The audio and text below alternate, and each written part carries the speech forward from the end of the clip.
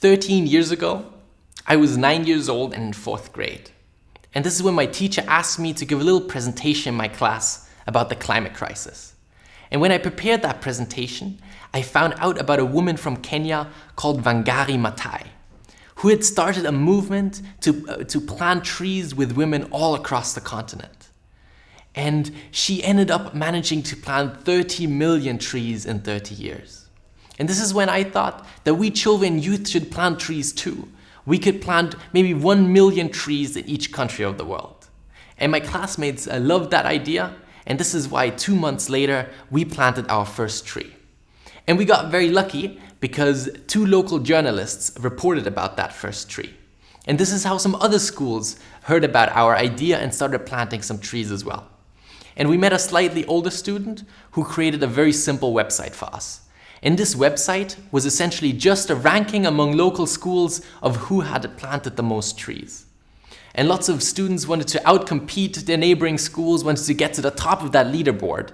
And this is how Plant for the Planet spread. After 1 year, we had planted about 50,000 trees, and after 3 years, the first million. And children and youth all across the world started joining us. But we kind of realized that, while we were proud of what we had achieved there, we're incredibly far away from making a true global impact. And we made some back-of-the-envelope calculations and discovered that we would need to plant roughly 1 trillion trees globally. That's the global reforestation potential. And this is what we called for at the United Nations. We combine our forces, old and young, rich and poor, and together we can plant 1 trillion trees. We can start a 1 trillion tree campaign. So we called for 1 trillion trees, but people didn't really take us all that seriously. We were just a couple of kids making grand claims, and we realized there needed to be some scientific understanding of the global reforestation potential to truly get people mobilized and planting trees. And this is when we met a young scientist from Yale University, who then set out on a 3-year research project to initially understand how many trees there even are around the world. And he concluded that we currently have about 3 trillion trees globally. And he published that in 2015 in Nature. And it created a big amount of media attention all around the world about the importance of forests. And this is when we then worked with him to set up a research lab at ETH Zurich dedicated to understanding global reforestation potential, which led to the biggest breakthrough yet, a 2019 study published in the journal Science, which showed that our back-of-the-envelope calculations were actually incredibly spot on, that there is globally space to plant another 1 trillion trees. So in addition to the 3 trillion trees that currently exist, we can plant up to another 1 trillion trees. And this has an incredible potential to help us tackle the climate crisis.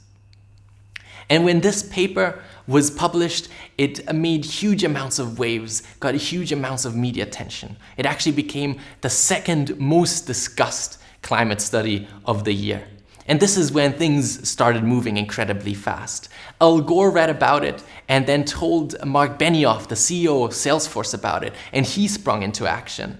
He got the World Economic Forum on board in supporting 1 trillion trees program.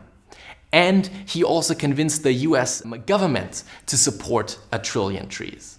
Today, I'm pleased to announce the United States will join 1 Trillion Trees initiative being launched here at the World Economic Forum. 1 trillion trees.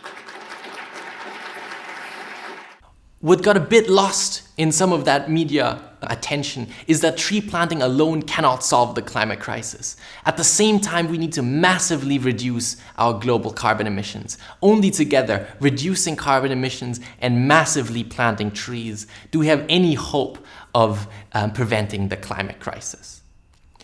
Those past 10 years, we've been focusing on convincing the world about the importance of planting trees. But that mission seems accomplished. People now understand that we need to restore those 1 trillion trees. But now it's time to jump into action. We have been preparing that for those years as well.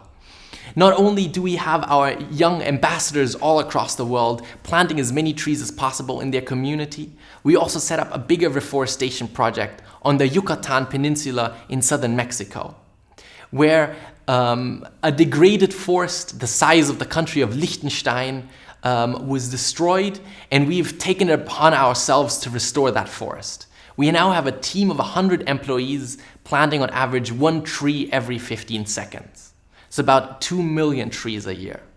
And while we are incredibly proud of what we're achieving there, I think it becomes immediately obvious how small that amount is compared to the 1 trillion trees we need. So we need a massively scale up global reforestation. Thank God we're not the only ones planting trees. There are lots of small NGOs all around the world planting small amounts of trees, and they have all of that local expertise, but they lack the funding to scale up. So to solve this, for the past 2 years, we have been building the Plant for the Planet app. And we just launched it, and it's available for iPhones and Android phones. And it's incredibly simple.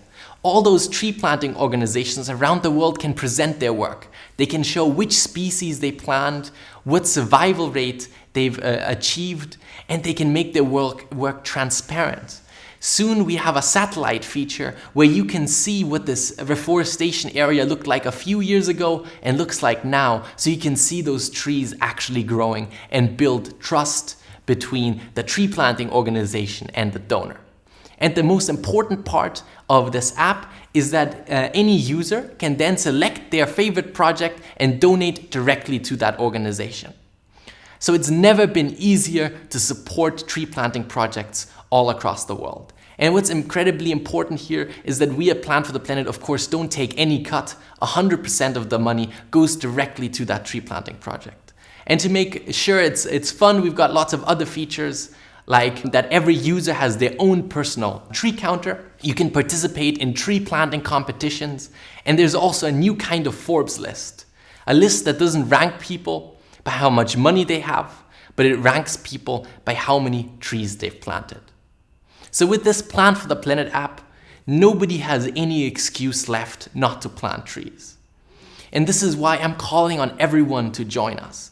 On individuals to plant trees, on companies to plant trees, on governments to plant trees. We need everyone's help to restore these trillion trees and to have any hope of tackling the climate crisis and preventing catastrophic climate change. So please plant with us.